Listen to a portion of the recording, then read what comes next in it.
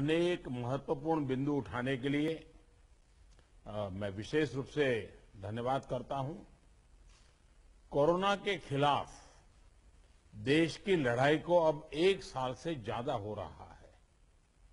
इस दौरान भारत के लोगों ने कोरोना का जिस तरह मुकाबला किया है, उसका दुनिया में उदाहरण के रूप में चर्चा हो रही है। लोग उसको उदाहरण के रूप में प्रस्तुत करते हैं। आज भारत में 96% से ज्यादा केसेस रिकवर हो चुके हैं। फैटेलिटी रेट में भी भारत दुनिया के उन देशों की लिस्ट में है जहां ये रेट सबसे कम है। देश और दुनिया में कोरोना की स्थिति को सामने रखते हुए जो प्रेजेंटेशन यहां दिया गया, उससे भी कई अहम पहलू हमारे सामने आए हैं। दुनिया के अधिकांश कोरोना प्रभावित देश ऐसे हैं जिन्हें कोरोना की कई वेव्स का सामना करना पड़ा है। हमारे देश में भी कुछ राज्यों में केसेस कम होने के बाद अचानक से वृद्धि होने लगी है। आप सभी इन पर ध्यान दे रहे हैं, लेकिन फिर भी कुछ राज्यों का उल्लेख हुआ है, जैसे महाराष्ट्र है, पंजाब है। आप मुख्यमंत्रियों ने भी चिंता व्यक्त की है, सिर्फ मैं कह रहा हूं ऐसा नहीं है। और विशेष चिंता की आप कर भी रहे हैं और करने की जरूरत भी है। हम ये भी देख रहे हैं कि महाराष्ट्र और एमपी में टेस्ट पॉजिटिविटी रेट बहुत ज्यादा है और केसों की संख्या भी बढ़ रही है, बहुत आ रहे हैं। इस बारे में कई ऐसे इलाकों, ऐसे जिलों में भी ये वृद्धि देखने को मिल रही है जो अभी तक खुद को बचाए हुए थे, सेफ जोन थे एक प्रकार से। अब वहां पर हमें कुछ चीजें नजर आ रही हैं। देश के 70 जिलों में तो पिछले कुछ हफ्तों में यह वृद्धि 150% से भी ज्यादा है, 150% से ज्यादा। अगर हम इस बढ़ती हुई महामारी को यही नहीं रोकेंगे तो देशव्यापी आउटब्रेक की स्थिति बन सकती है। हमें कोरोना की उस उभरती हुई सेकंड पीक को तुरंत रोकना ही होगा और इसके लिए हमें क्विक और डिसाइसिव कदम उठाने होंगे। कई जगह देखने को मिल रहा है कि मास्क को लेकर अब स्थानीय प्रशासन द्वारा भी उतनी गंभीरता नहीं दिखाई जा रही। मेरा आग्रह है कि स्थानीय स्तर पर गवर्नेंस को लेकर जो भी दिक्कत है, उनकी पड़ताल, उनकी समीक्षा की जानी और उन दिक्कतों को सुलझाया जाना, ये मैं समझता हूं वर्तमान में बहुत आवश्यक है। ये मंथन का विषय है कि आखिर कुछ क्षेत्रों में ही टेस्टिंग कम क्यों हो रही है, क्यों ऐसे ही क्षेत्रों में टीकाकरण भी कम हो रहा है। मैं समझता हूं कि ये गुड गवर्नेंस की परीक्षा का भी समय है।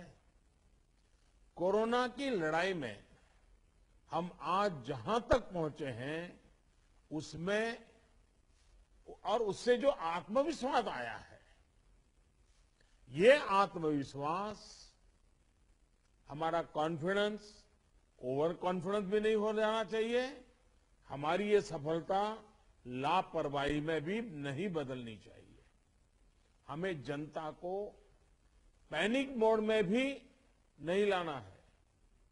एक भय का साम्राज्य फैल जाए, ये भी स्थिति नहीं लानी है। और कुछ सावधानियां बरत करके, कुछ इनिशिएटिव लेकर के हमें जनता को परेशानी से मुक्ति भी दिलानी है। अपने प्रयासों में हमें अपने पुराने अनुभवों को शामिल करके रणनीति बनानी होगी। हर राज्य के अपने अपने प्रयोग हैं, अच्छे प्रयोग हैं, अच्छे इनिशिएटिव हैं। कई राज्य दूसरे राज्यों से नए नए प्रयोग सीख भी रहे हैं, लेकिन अब एक साल में हमारी गवर्नमेंट मशीनरी को नीचे तक ऐसी स्थितियों में कैसे काम करना करीब करीब ट्रेनिंग हो चुकी है। अब हमें प्रोएक्टिव होना जरूरी है। हमें जहां जरूरी हो, और ये मैं आग्रहपूर्वक कहता हूं, माइक्रो कंटेनमेंट जोन बनाने का विकल्प भी किसी भी हालत में ढिलास नहीं लानी चाहिए। इस पर बड़े आग्रह से काम करना चाहिए। जिलों में काम कर रही पैंडेमिक जो रिस्पांस टीम्स को कंटेनमेंट और सर्वेलेंस एसओपीस इसकी रीओरिएंटेशन की आवश्यकता हो, वो भी किया जाना चाहिए। फिर से एक बार 4 घंटे 6 घंटे के लिए बैठ करके चर्चा हो, हर लेवल पे चर्चा हो, सेंसिटाइज भी करेंगे, पुरानी चीजें याद भी करा देंगे और गति भी ला सकते हैं। और इसके साथ ही टेस्ट, ट्रैक और ट्रीट, इसको लेकर भी हमें उतनी ही गंभीरता की जरूरत है जैसे कि हम पिछले 1 साल से करते आ रहे हैं। हर संक्रमित व्यक्ति के कॉन्टैक्ट को कम से कम समय में ट्रैक करना और आरटी-पीसीआर टेस्ट रेट 70% से ऊपर रखना बहुत अहम है।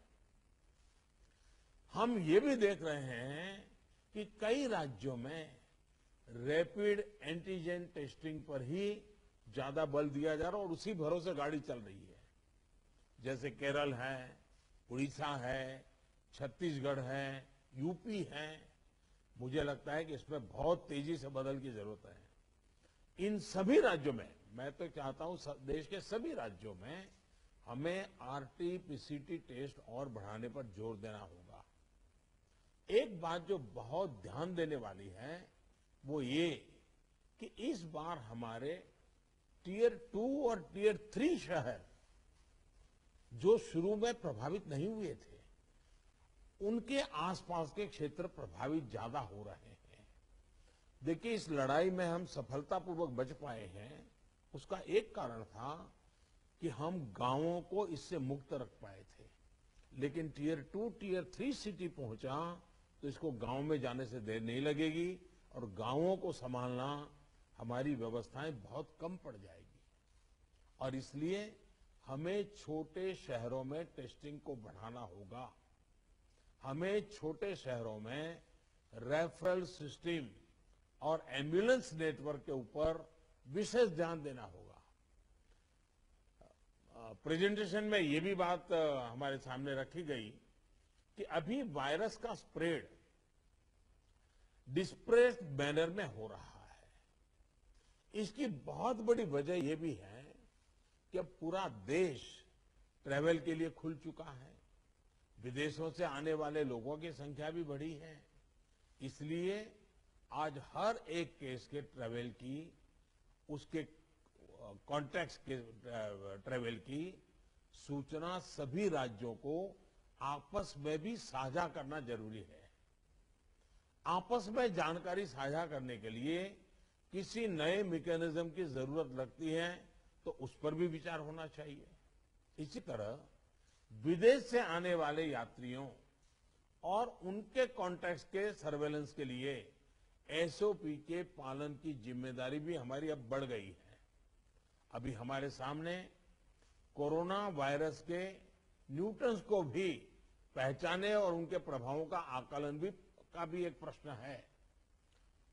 आपके राज्यों में आपको वायरस के वेरिएंट का पता चलता रहे, इसके लिए भी जीनोम सैंपल भी टेस्टिंग के लिए भेजा जाना उतना ही अहम है।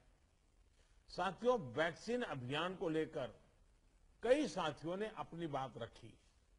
निश्चित तौर पर इस लड़ाई में वैक्सीन अब 1 साल के बाद हमारे हाथ में एक हथियार आया है। ये प्रभावी हथियार है। देश में वैक्सीनेशन की गति लगातार बढ़ रही है। हम एक दिन में 30 लाख लोगों को वैक्सीन करने के आंकड़े को भी एक बार तो पार कर चुके हैं। लेकिन इसके साथ ही हमें वैक्सीन डोसेज वेस्ट होने की समस्या को बहुत गंभीरता से लेना चाहिए। तेलंगाना और आंध्र प्रदेश में 10% से ज्यादा वैक्सीन वेस्टेज है। यूपी में भी वैक्सीन वेस्टेज करीब करीब वैसा ही है। वैक्सीन क्यों वेस्टेज हो रही है, इसकी भी राज्यों में समीक्षा होनी चाहिए और मैं मानता हूं हर रोज शाम को इसकी मॉनिटरिंग की व्यवस्था रहनी चाहिए और हमारी सिस्टम को प्रोएक्टिव लोगों को कांटेक्ट करके एक साथ इतने लोग मौजूद रहें ताकि वैक्सीन वैक्सीन वेस्टेज न जाए, इसकी व्यवस्था होनी चाहिए। क्योंकि एक प्रकार से जितना परसेंटेज वेस्टेज होता है, हम किसी के अधिकार को बर्बाद कर रहे हैं। हम किसी के अधिकार को बर्बाद करने का हमें हक नहीं है। स्थानीय स्तर पर प्लानिंग और गवर्नेंस की जो भी कमियां हैं, उन्हें तुरंत सुधारा जाना चाहिए। वैक्सीन वेस्टेज जितनी रुकेगी, और मैं तो चाहूंगा राज्यों ने तो जीरो वेस्टेज के टारगेट से काम शुरू करना चाहिए। हमारे यहां वेस्टेज नहीं होने देंगे। एक बार कोशिश करेंगे तो इंप्रूवमेंट जरूर होगा। उतने ही ज्यादा हेल्थ वर्कर्स, फ्रंटलाइन वर्कर्स और दूसरे एलिजिबल लोगों को वैक्सीन की दोनों डोज पहुंचाने के हमारे प्रयास सफल होंगे। मुझे विश्वास है कि हमारे इन सामूहिक प्रयासों और रणनीतियों का अमल जल्दी हमें दिखाई देगा और उसका परिणाम भी नजर आएगा। अंत में मैं कुछ बिंदु फिर एक बार दोहराना चाहता हूं ताकि हम सभी इन विषयों पर ध्यान देते हुए आगे बढ़े। एक मंत्र जो हमें लगातार हम सबको कहना होगा, दवाई भी और कड़ाई भी।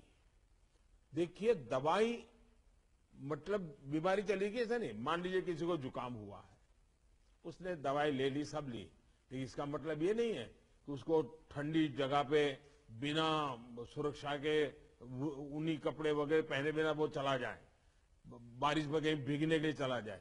भाई ठीक है, तुमने दवाई ली है, लेकिन तुम्हें बाकी संभालना तो पड़ेगा ही पड़ेगा। ये हर हेल्थ का नियम है जी। ये कोई इस बीमारी के लिए नहीं है, ये हर बीमारी के लिए है जी। अगर हमें टाइफाइड हुआ, दवाई हो गई, सब हो गई, फिर भी डॉक्टर कहते हैं वे इन चीजों को नहीं खाना। ये वैसा ही है। और इसलिए मैं समझता हूं इतनी सामान्य बात लोगों को समझानी चाहिए। और इसलिए दवाई भी और कड़ाई भी, इस विषय में हम बार बार लोगों को आग्रह करें। दूसरा जो विषय मैंने कहा, आरटीपीसीआर टेस्ट को स्केल अप करना बहुत आवश्यक है ताकि नए केसेस की पहचान तुरंत हो सके। स्थानीय प्रशासन को माइक्रो कंटेनमेंट जोन बनाने की दिशा में हमें आग्रह करना चाहिए। वो वहीं पर काम तेजी से करें, हम बहुत तेजी से रोक पाएंगे ताकि संक्रमण का दायरा फैलने से रोकने में वो मदद करेगा। वैक्सीन लगाने वाले केंद्रों की संख्या बढ़ाने की आवश्यकता है। वो प्राइवेट हो, सरकारी हो, जितना, जैसा आपने मैप देखा होगा, वो आपके लिए भी राज्यवार भी बनाया। वो शुरू में जो ग्रीन डॉट वाला बताया था, और देखने से ही पता चलता है बहुत सारे इलाके हैं कि जहां लाइट ग्रीन लग रहा है, मतलब कि हमारे वैक्सीनेशन सेंटर उतने नहीं है और या तो एक्टिव नहीं है। देखिए, टेक्नोलॉजी हमारी बहुत मदद कर रही है। हम बहुत आसानी से डे टू डे चीजों को ऑर्गेनाइज कर सकते हैं। इसका हमें फायदा तो लेना है, लेकिन उसमें उसके आधार पर हमें इंप्रूवमेंट करना है। हमारे जितने सेंटर्स प्रोएक्टिव होंगे, मिशन मोड में काम करेंगे, वेस्टेज भी कम होगा, संख्या भी बढ़ेगी और एक विश्वास तुरंत बढ़ेगा। मैं चाहता हूं कि इसको बल दिया जाए। साथ ही एक बात हमें ध्यान रखनी होगी, क्योंकि ये वैक्सीन निरंतर प्रोडक्शन हो रहा है और जितना जल्दी हम इससे बाहर निकले, हमें निकलना है। अदरवाइज ये 1 साल, 2 साल, 3 साल तक खींचता चला जाएगा। एक मुद्दा है वैक्सीन की एक्सपायरी डेट। हमें ध्यान रखना चाहिए कि जो पहले आया है उसका पहले उपयोग हो, जो बाद में आया है उसका बाद में उपयोग हो। अगर जो बाद में आया हुआ हम पहले उपयोग कर लेंगे तो फिर एक्सपायरी डेट और वेस्टेज की स्थिति बन जाएगी। और इसलिए मुझे लगता है कि अवॉइडेबल वेस्टेज से तो हमें बचना ही चाहिए। हमें पता होना चाहिए कि ये लॉट हमारे पास जो है, इसकी एक्सपायरी डेट ये है, हम सबसे पहले इसका उपयोग कर लेंगे। ये बहुत जरूरी है। और इन सभी बातों के साथ इस संक्रमण के फैलाव को रोकने के लिए जो मूलभूत कदम है, जैसा मैं कहता हूं, दवाई भी और कड़ाई भी। मास्क पहनना है, 2 गज की दूरी बनाए रखना है, साफ सफाई का ध्यान रखना है, पर्सनल हाइजीन हो या सोशल हाइजीन, पूरी तरह उसको बल देना पड़ेगा। ऐसे कई कदम जो पिछले 1 साल से हम करते आए हैं, फिर से एक बार उसको बल देने की जरूरत है, फिर से इस बार आग्रह करने की जरूरत है। उसमें हमें कड़ाई करनी पड़े तो करनी चाहिए। जैसे हमारे कैप्टन साहब कह रहे थे कि हम कल से एक बड़ा कड़ाई करने का मूवमेंट चला रहे, अच्छी बात है। मुझे लगता है कि हम सबने इस दिशा में हिम्मत के साथ करना पड़ेगा। मुझे विश्वास है कि इन विषयों पर लोगों की जागरूकता बनाए रखने में हमको सफलता मिलेगी। मैं फिर एक बार आपके सुझावों का लिए धन्यवाद करता हूं, और भी जो सुझाव है आप जरूर भेजिए। जो हॉस्पिटल के विषय में जो आज चर्चा निकली है, आप 2-4 घंटे में ही सारी जानकारी दे दीजिए, ताकि मैं शाम को 7-8 बजे के आसपास मेरे डिपार्टमेंट के लोगों के साथ रिव्यू करके इसमें से अगर कोई बॉटल नेक है तो उसको दूर करने के लिए कोई आवश्यक निर्णय करने होंगे तो हेल्थ मिनिस्ट्री तुरंत कर लेगी, और मैं भी उस पर ध्यान दूंगा। लेकिन मैं कहता हूं कि हम अब तक जो लड़ाई जीतते आए हैं, हम सबका सहयोग है, एक हमारा कोरोना वॉरियर का सहयोग है, उसके कारण हुआ है। जनता जनार्दन ने भी बहुत कोऑपरेट किया है जी। हमें जनता से जूझना नहीं पड़ा है। हम जो भी बात लेते गए, जनता ने विश्वास किया है, जनता ने साथ दिया है, और भारत विजयी हो रहा है 130 करोड़ देशवासियों की जागरूकता के कारण, 130 करोड़ देशवासियों के सहयोग के कारण, 130 करोड़ देशवासियों के कोऑपरेशन के कारण। हमें जितना जनता जनार्दन को इस विषय पर फिर से जोड़ पाए, फिर से विषय को बताएंगे, मुझे पक्का विश्वास है कि जो अभी बदलाव नजर आ रहा है, हम उस बदलाव को फिर से एक बार रोक पाएंगे, फिर से हम नीचे की तरफ ले जाएंगे, ऐसा मेरा पक्का विश्वास है। आप सबने बहुत मेहनत की है, आपके पास इसकी एक्सपर्टाइज टीम बन चुकी है। थोड़ा आप डेली 1 बार 2 बार पूछना शुरू कर दीजिए, सप्ताह में 1-2 बार मीटिंग लेना शुरू कर दीजिए, चीजें अपने आप गति पकड़ जाएगी। मैं फिर एक बार बहुत शॉर्ट नोटिस में आप सबको आज की मीटिंग मैंने ऑर्गेनाइज की, लेकिन फिर भी आपने समय निकाला और बहुत विस्तार से अपनी सारी जानकारियां दी। मैं आपका बहुत बहुत आभार व्यक्त करता हूं। धन्यवाद जी।